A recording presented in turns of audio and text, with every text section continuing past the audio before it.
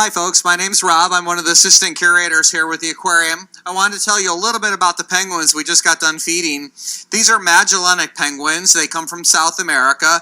They're a temperate species of penguin. So unlike most of the stories that you see on the news or on documentaries, these penguins are not found in snow and ice. These are a temperate penguin, so they're found on these rocky type coasts like we have depicted here. This particular species is found off of the coast of Chile. And sometimes they do range a little bit farther north, and they get into Argentina, and they'll actually get into Brazil as well.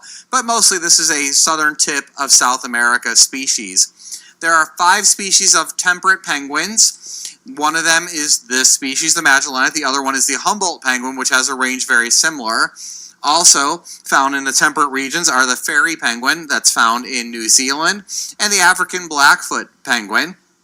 And then there are some other species, including the Galapagos penguin, which one of the penguins that actually occupies an island that is north of the equator, which makes it a northern hemisphere penguin, which a lot of people also don't think that that happens, but there is one species of penguin that is north of the equator.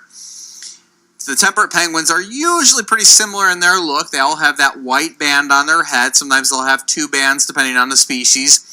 The ones that you see that don't have the white band on their head are the juvenile penguins. They're in their first year plumage. After they molt next year, they'll look just like the adult penguins.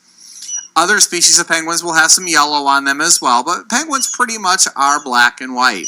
And that's their trademark. Everybody can usually tell a penguin. A lot of people ask us, do penguins fly? They don't. They fly underwater, but they can't fly through air. They're one of the few species of birds that doesn't have the ability to fly. Some of the other birds that can't fly are ostriches, emus, and things like that. Big ground birds that live in Africa, in Asia, and in Australia, and some other parts of the world as well. So penguins have a thick layer of blubber or fat. They actually stay warm the same way that a marine mammal does. It's really important for the cold water they inhabit. Right now, our Magellanic penguins are in their migrating season, so they're actually out at sea in the wild, and they're foraging for fish, and they only come to land when they get near the breeding season.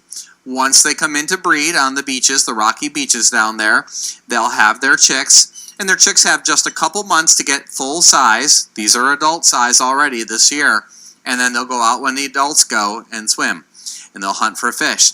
But really important part happens after the breeding season. They go through what we call a catastrophic molt.